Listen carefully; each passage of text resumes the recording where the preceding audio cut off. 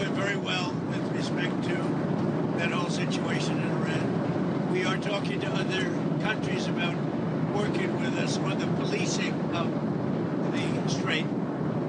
And I think we're getting good response. If we do, that's great. And if we don't, that's great too. But remember, like as an example, in many cases, they're NATO countries.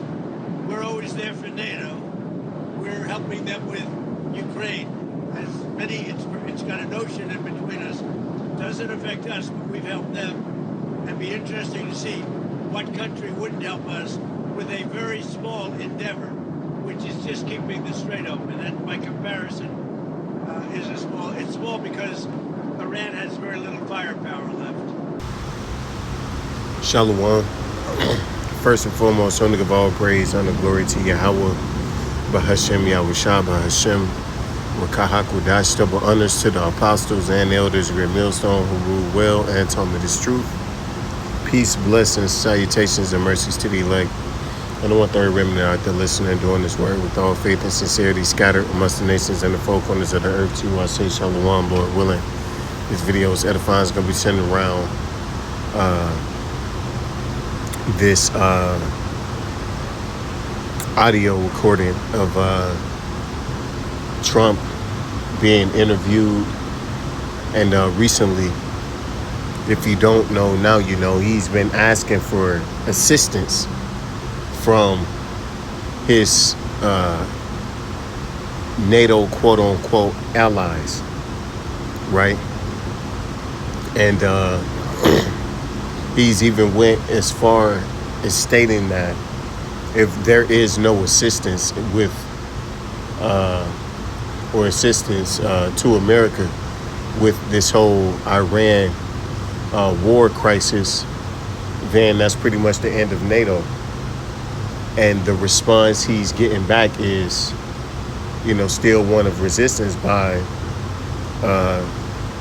the European nations, right?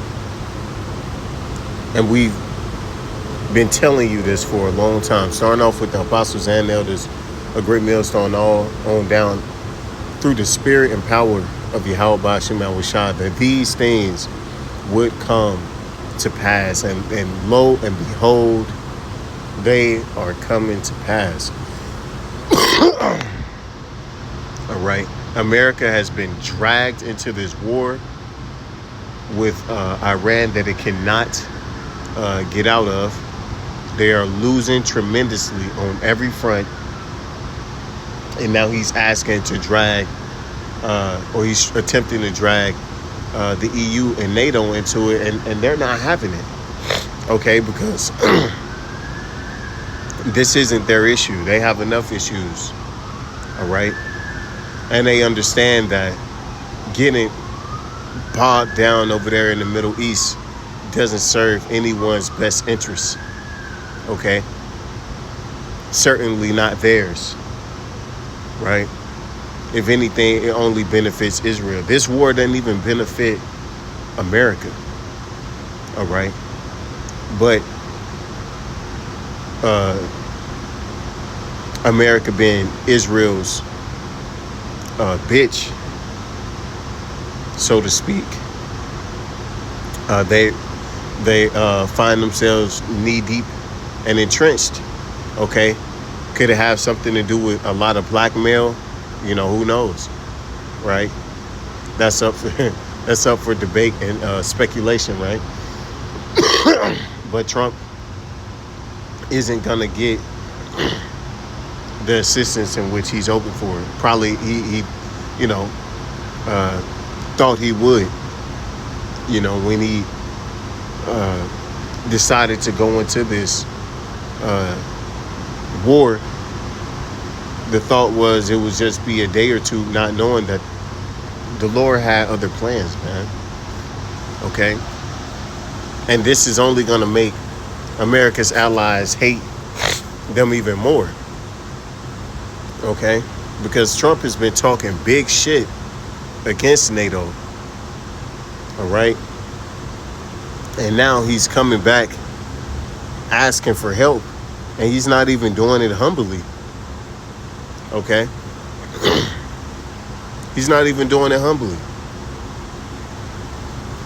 But you know, hey, this is prophecy. This is scripture, right? This is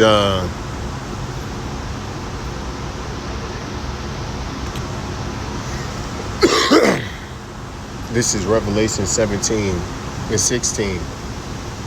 And the 10 horns which thou sawest upon the beast, these shall hate the whore, and shall make her desolate and naked, and shall eat her flesh and burn her with fire.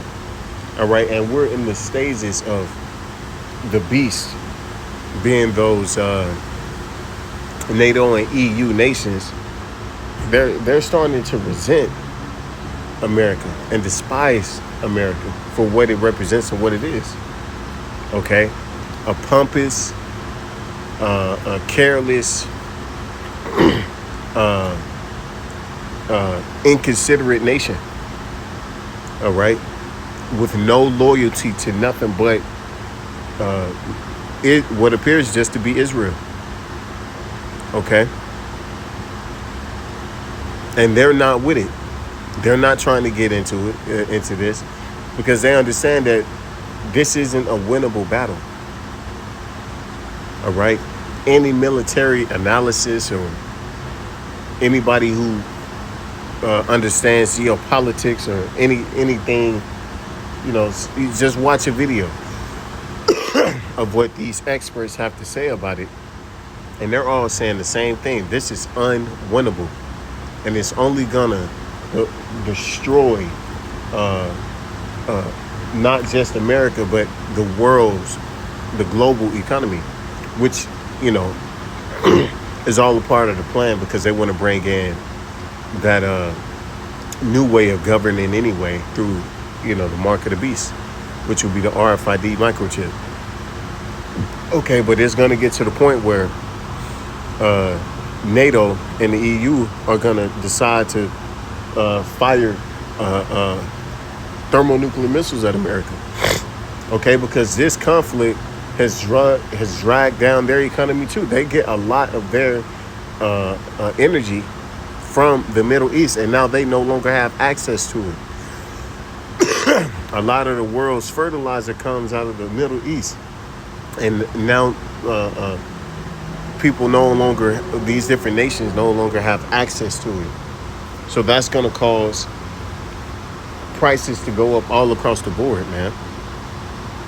It's about to get really, really ugly. Okay. This is Mark 3 and 23. And he called them unto him and said unto them in parables, how can Satan cast out Satan? And if a kingdom be divided against itself, that kingdom cannot stand.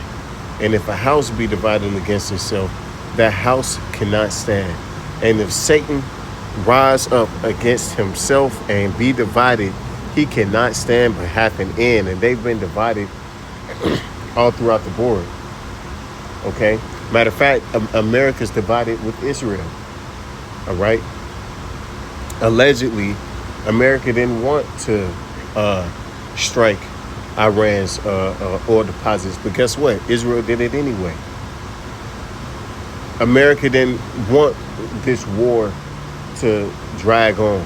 They didn't even want to be involved, but guess what? Israel wanted it. Okay, and now this division amongst Esau is continuing to fracture and grow. All right? NATO don't want no part of what's going on over there in the EU. I mean, Salaki, in the Gulf of Hormuz, right? They don't want any part of what's going on in the Middle East, because they understand that it's going to get ugly, and they're not going to be on the winning side of it. All right, but yet, you know, America, Trump and his pride, he can't allow himself to be wrong. He can't allow himself to take that L. All right, because it's going to look bad. Not only is it going to look bad, it's going to have major repercussions on the American empire. So he's going to make the fatal mistake of continuing to engage in this conflict, because this war is the catalyst for World War III. It already, this is the beginning of it. Okay? The gloves are off. And it's going to continue to escalate. Okay? They're going to continue to climb the escalation ladder all the way up into the use of thermal nuclear missiles. All right? This is Obadiah 1:7. All the men of thy confederacy have brought thee even to the border. The men that were at peace with thee have deceived thee and prevailed against thee. They that eat thy bread have laid a wound under thee. There is none understanding in them. And they're starting to second guess. They've already been thinking it. But now it's open discussions about what their relationships with the United States of America it will look like in the future. And spoiler alert, there will be no relationship with America in the future. This place is going to get obliterated. All right? They see that you can't even protect the Gulf countries that's over there, man. They're the reason your protection, America's protection, is the only reason they're even stationed and based over there in those nations, right? But they've been shown to be weak. They can't defend their own bases. They can't. So if they can't defend their own bases, ain't no way they're gonna be able to defend those Arab nations. Okay, so those Arab nations, best believe they see what's happening, and they see the writing on the wall. Okay, they're not trying to, have their entire. They're not trying to have their nation be wiped out. And they're not trying to suffer horrendously, okay? But America's going to continue to push on. And this is going to make all the nations of the world deeply resent America, okay? All the way up to the point where they're going to all decide to fire everything they got at this place, man, okay? And and the EU notices it too. They're like, well, fuck.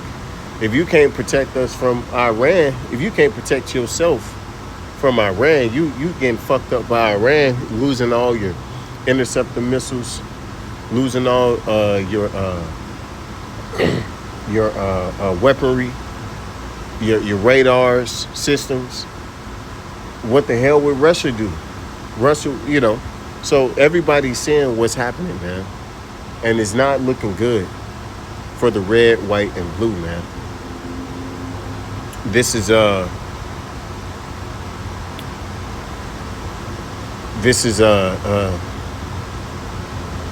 Jeremiah Salakia. This is Jeremiah 50:23. How was the hammer of the whole earth cut asunder and broken?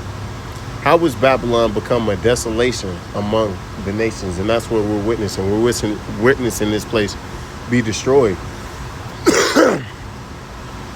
Okay, militarily, this place still got a lot of might, but that's dwindling, literally day by day.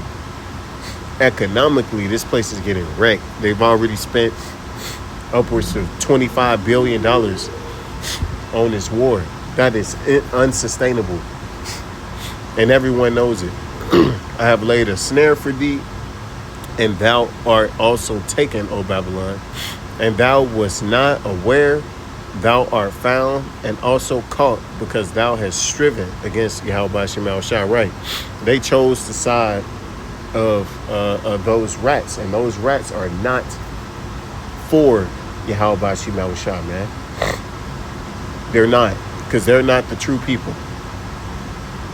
Okay? And this place, its whole existence, matter of fact, those rats over there have been the main orchestrators of the atrocities that's happened to so-called Negroes, Latinos, and Native Americans, who make up the true children of Israel. Okay? And America has been ran by, those tiny hats, for a very long time now. Okay? And the Lord remembers, man. And he sees what's continuing to happen, man. To his chosen seed in this place, America. So there's a price to pay, and there's a judgment for all of what has been done, man. So with honor of all praise and glory to Yahweh, Shem El Shah, Shem Rakakudash, Wa Abba Papa, and DTA DTN.